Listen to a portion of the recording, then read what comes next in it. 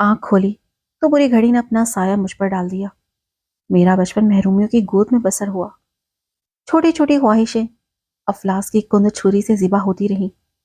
جوانی آئی تو بدبختی بھی ساتھ لائی۔ جب گڑیوں سے کھیلنے کے دن تھے، ماں باپ کا سایہ سر سے اٹھ گیا۔ قرض کھا کر چچا گھر لے آئے۔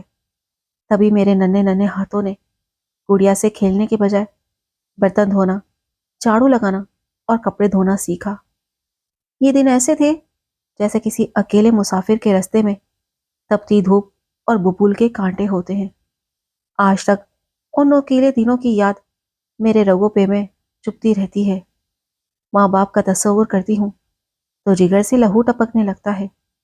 16 کا سن ہوا تو چچا اور دادا مجھ یتیم پر رحم کھاتے دیکھ کر اپنا منہ ادھر ادھر پھیرنے لگے، اور چچی جھرجھریاں لینے لگی۔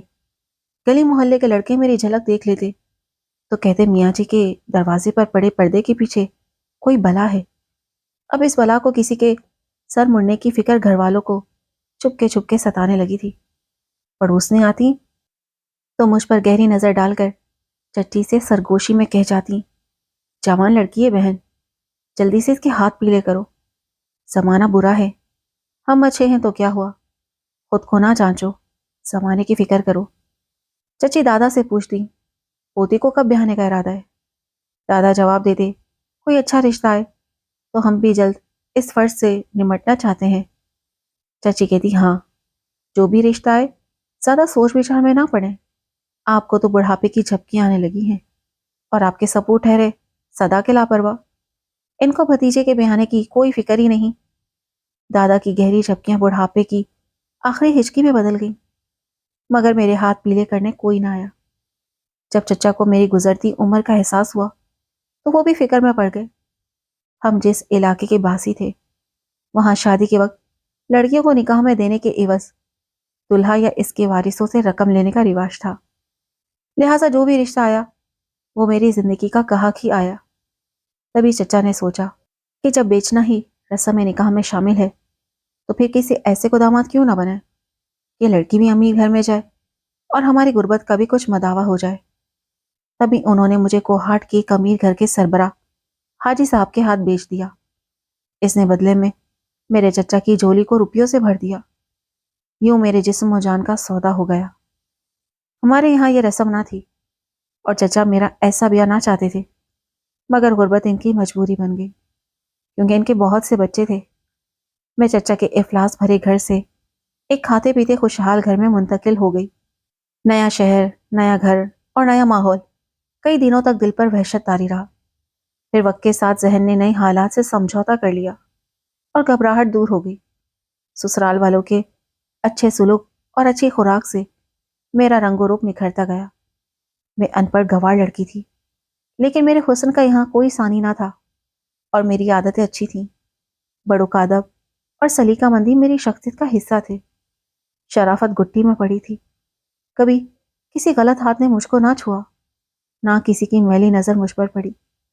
کوئی نظر بھر کر دیکھتا تو میں سمٹ کر گلنار ہو جاتی۔ میری معصوم اور بے ساختہ باتوں نے میرے شوہر کا دل جیت لیا۔ حاجی صاحب کی بیوی اب مجھے بہو نہیں بلکہ بیٹی سمجھنے لگی۔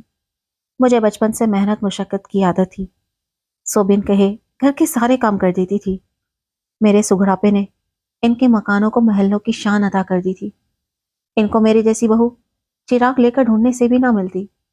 یہ ہیرا خوش قسمتی سے ان کے گھر کی زینت بنا تھا۔ مجھے خرید لانے کے فوراً بعد 2-4 رشتہ داروں کو اکٹھا کر کے حاجی صاحب نے میرا نکاح اپنے بیٹے محبوب خان کے ساتھ پڑھوا دیا۔ ساس سسر نے گھر پر ہی مجھے زیور تعلیم سے ہراستہ کر کے مجھ میں جو کمی رہ گئی تھی اسے پوری کرنے کی کوشش کی۔ اب میں ہر غم اور فکر سے آزاد تھی۔ اتنا اچھا شوہر پا کر میں سمجھتی تھی کہ یہی میری زندگی کی معراج ہے۔ وہ بھی میرے بغیر کھانا نہ کھاتے تھے۔ اس دوران میری گود ہری ہو گئی۔ میں خوشی سے پھولے نہ سماتی تھی، مگر افسوس کہ یہ خوشی عارضی ثابت ہوئی۔ بچہ چند دن زندہ رہنے کے بعد فوت ہو گیا۔ میں بیٹے کو کھو کر بلک بلک کر روئی۔ یوں لگا کہ میرے روشن گھر میں اندھیرا بھر گیا ہے، ہر دم گھٹا گھٹا سا رہتا۔ دن رات آنسو گرتے رہے، پھر اس سیلاب بلا نے میرا سکون بہا دیا۔ آنکھوں سے اشک امڑ امڑ کر آتے اور میرے گھروندے کا تنکا تنکا بہا لے جاتے۔ ذرا سی بات کے بہانے میری زندگی بدل گئی۔ میرے شوہر کو اچانک نئے کاروبار کی سوجی اور وہ اس سلسلے میں لاہور چلے گئے۔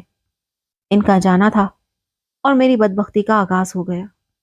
میرا پورشن سسرال کے گوشے میں واقع تھا۔ جو مہمان آتے وہ سسر کے حصے میں ٹھہرتے تھے۔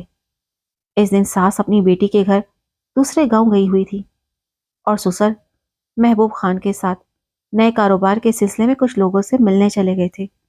ان کے جاتے ہی سسر کے ایک رشتہ دار آ گئے۔ وہ پہلے بھی کئی بار آ چکے تھے، ساتھ ان کی بیوی بھی تھی۔ میں نے انہیں عزت سے بٹھایا اور کھانے وغیرہ کا پوچھا۔ انہوں نے سوال کیا کہ حاجی صاحب اور ان کی بیوی کب آئیں گے؟ میں نے کہا کہ شاید شام تک آ جائیں گے۔ اس شخص کا نام شیراز خان تھا۔ اس سے کہا میں نے بیوی کو شہر کے اسپتال میں دکھانا ہے، میں نے اسپتال لے جا رہا ہوں، تب تک حاجی صاحب یا ان کی بیوی آ جائیں گے۔ یہ کہہ کر دونوں میاں بیوی چلے گئے۔ دوپہر کو شیراز خان نے دوبارہ دروازے پر دستک دی۔ وہ اکیلا تھا۔ میں نے پوچھا چاچا آپ کی بیوی کہاں ہے؟ افسردہ لہجے میں بولا اسے ڈاکٹر نے اسپتال میں داخل کر لیا ہے، آپریشن بتایا ہے، ہم کسی تیاری کے بغیر آئے تھے۔ اب ایک شال، تکیا، تھرماس، چائے کے گلاس اور کپ ایک ٹوکری میں رکھ دو، مجھے یہ سامان لے کر اسپتال جانا ہے۔ تمہارے ساس سسر آئیں تو بتا دینا کہ جان بی بی اسپتال میں داخل ہیں۔ میں نے تمام اشیاء باسکٹ میں رکھ دی اور کہا چاچا کھانا بھی بنا ہوا ہے، میں ٹفن میں ڈال کر دے دیتی ہوں، آپ اسپتال میں کہاں کھانا لیتے پھریں گے۔ وہ راضی ہو گیا اور میرے سسر کے کمرے میں بیٹھ گیا۔ میں نے کھانا ٹفن میں ڈال کر اسے دینے گئی، لیکن مجھے معلوم نہ تھا کہ اس کی نیت میں فطور آ چکا ہے۔ جیسے ہی میں باسکٹ لے کر وہاں پہنچی، اس نے جلدی سے کمرے کی اندر سے کنڈی لگا دی۔ میں نے اسے اپنے سسر کی عزت کا واسطہ دیا، مگر وہ شیطان اپنے ناپاک عزائم میں کامیاب ہو گیا اور پھر وہاں سے نکل گیا۔ میں صدمے سے خود کو جیتے جی مردہ سمجھنے لگی۔ روتے ہوئے کچن میں جا بیٹھی اور چولہے کی راکھ سے اپنے سر کو خاک آلود کر لیا۔ جب تک ساس واپس نہ آئی میں روتی رہی۔ ساس مجھے اس حالت میں دیکھ کر گھبرا گئی۔ میں ان کے گلے لگ کر رو پڑی۔ الفاظ تو آنسوؤں میں بہہ گئے۔ کچھ دیر بعد میں نے ہچکیوں میں اپنی بیتی قیامت کا احوال ان کو بتا دیا۔ وہ غم کے مارے سکتے میں چلی گئیں۔ مہینہ بھر بعد وہ خالق کی حقیقی سے جا ملی۔ میرے غم نے ان کا کلیجہ شک کر دیا تھا۔ ایک دن وہ لڑکھڑانے لگیں۔ میں نے اپنا غم بھلا کر انہیں سنبھالا۔ بڑی مشکل سے انہیں کچن کی دیوار کے پاس پڑے تخت پر لٹا دیا، مگر ان کا بدن ٹھنڈا اور بے جان ہو چکا تھا۔ ان کی روح قفس انصری سے پرواز کر چکی تھی۔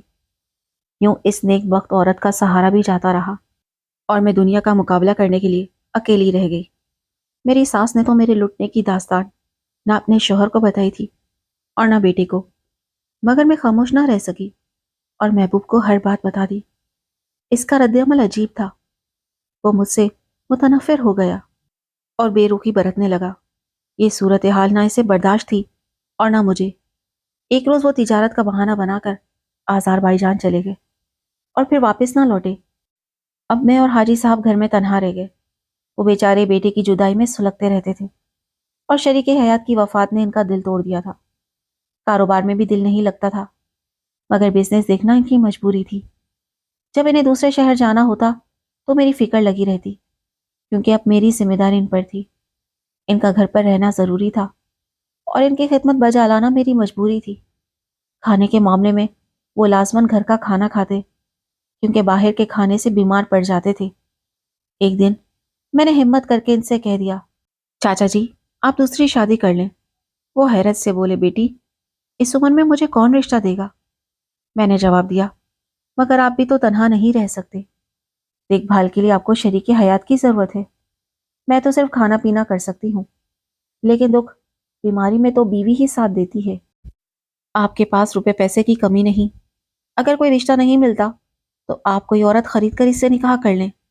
آخر آپ نے مجھے بھی تو خریدا اور بہو بنایا، ایسے ہی اپنا بھی گھر بسا لیں۔